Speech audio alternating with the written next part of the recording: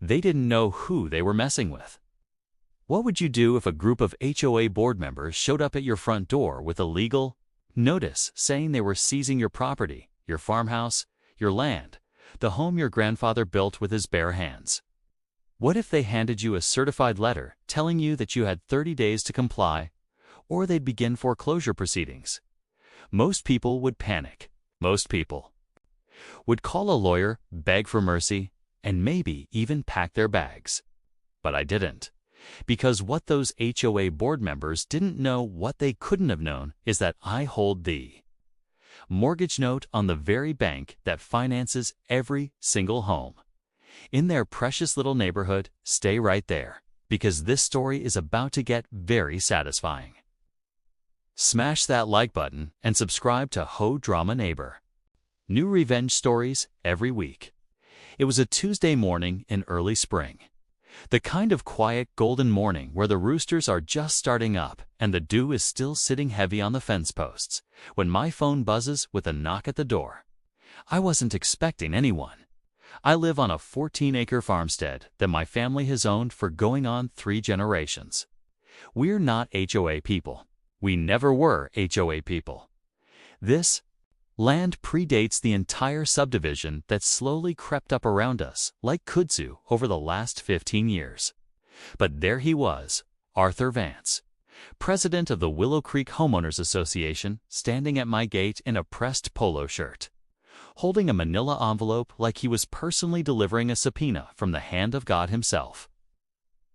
I walked down the gravel path, wiped my hands on my jeans, and said, "Morning, Arthur. What brings you out here?" He didn't even blink. He just held out that envelope and said, "You've been in violation for 18 months. The board has voted. You need to read that." I took the envelope. I opened it slowly, and there it was, a 14-page notice of covenant violation and pending property action.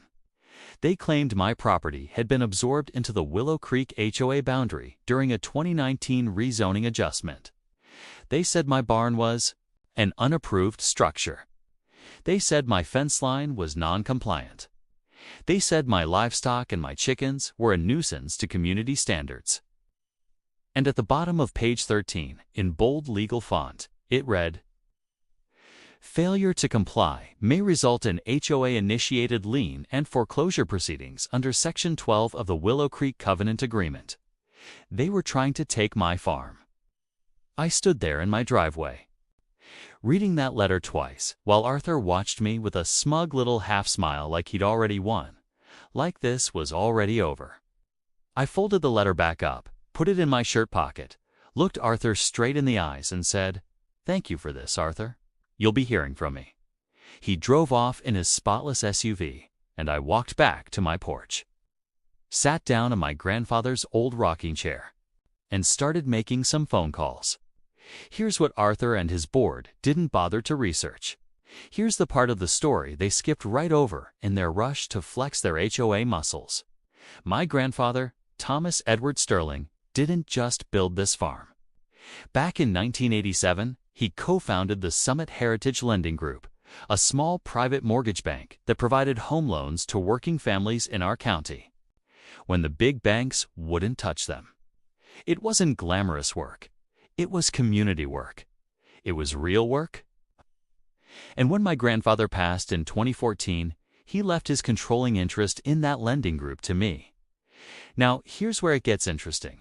When Willow Creek was developed in 2008 and 2009, the developer, struggling to get financing during the financial crisis, came to Summit Heritage Lending Group for the construction and mortgage loans. Grandfather Thomas, being the generous man he was, agreed.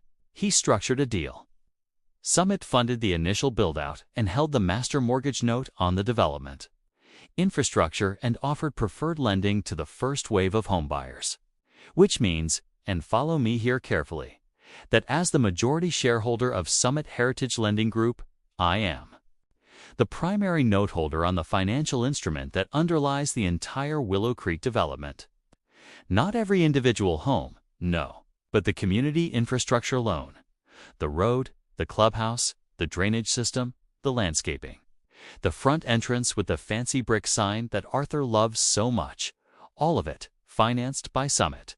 And Summit answers to me. They tried to foreclose on my farm, but I hold the note on their neighborhood. I gave it 2 weeks. I let Arthur and his board feel confident. I let them send a follow-up letter, which they did, 7 days later, this time with a $4,200 cumulative fine attached. I let them feel like they were winning. Then I called my attorney, Robert Finch, 22 years of property and community law, and I said, "Robert, I need you to pull everything on the Willow Creek. HOA's financial history, their charter documents, their covenant agreement, and their relationship with Summit Lending." Robert called me back in 48 hours. And when he did, there was a long pause before he spoke. Then he said, "They have no idea what they've done." We requested a formal HOA board hearing, which they were legally required to grant under their own covenant.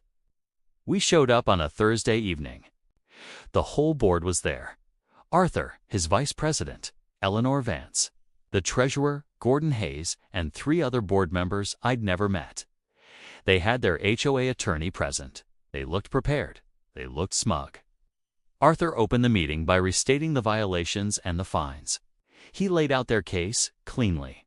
He clearly expected me to either beg or argue about fence heights.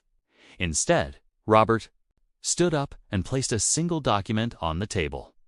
It was a summary of 1 page of Summit Heritage Lending Group's position as noteholder on the Willow Creek development infrastructure.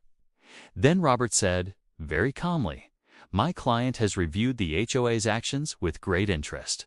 He'd like to draw the board's attention to Section 7, Clause 4 of the original Summit Development Agreement, which grants the noteholder the right to review and contest any HOA action that materially affects the property values or financial standing of assets tied to the underlying note." The room went very quiet. Arthur looked at the document. Then he looked at me. Then he looked at his attorney, whose face had gone pale in a way that told me everything I needed to know. Arthur's attorney leaned over and whispered something. In his ear, Arthur's confident expression began slowly, beautifully to dissolve. "Furthermore," Robert continued, "my client wishes to note that the HOA's aggressive lien and foreclosure posturing against an adjacent legacy property that predates this development may constitute tortious interference with established property rights and could trigger a review of the HOA's own compliance with the terms of TAs. The Summit Development Note, a note," he paused for effect, "which comes up for renewal in 4 months." I watched Gordon Hayes, the treasurer, do the math in real time. His eyes went wide, because he knew they all knew that if that infrastructure note wasn't renewed on favorable terms, Willow Creek would be facing a financial crisis that would make my chicken coop look like absolutely nothing. Arthur tried to hold it together. He called a 10-minute recess. When they came back, the smug was completely gone. His attorney spoke first quietly, carefully, and said that the board would like to explore a cooperative resolution. I let Robert do the talking. The result? Every single violation notice was withdrawn. The $4,200 in fines voided. The HOA formally acknowledged in writing that my farmstead, as a pre-existing property with grandfathered rights, was exempt from the Willow Creek covenant enforcement. They also agreed to install noise reduction landscaping along our shared border at their expense to resolve any future nuisance complaints before they ever reached me. And Arthur Vance, he resigned as HOA president 3 weeks later. Eleanor Vance is the president now. She brought me a pie, a real one, apple, from scratch. I appreciated that. My chickens are still here. My barn is still standing. My grandfather's fence line hasn't moved an inch. This story isn't really about revenge. It's about knowing your worth. It's about doing your homework before you pick a fight. It's about understanding that the person you're trying to bully might just be holding the keys to your entire kingdom. My grandfather used to say, "Never mistake quiet for weakness." Arthur Vance learned that lesson the hard way. If you've Ever dealt with an HOA nightmare, a bad neighbor, or a bully in a polo shirt who underestimated you? Drop your story in the comments below. I read every single one. And if you're new here, welcome to HOA Drama Neighbor. We tell the stories nobody else is brave enough to tell. Hit that subscribe button right now, turn on the notification bell, and never miss a moment. Because around here, the receipts always come out eventually. Subscribe to HOA Drama Neighbor for more.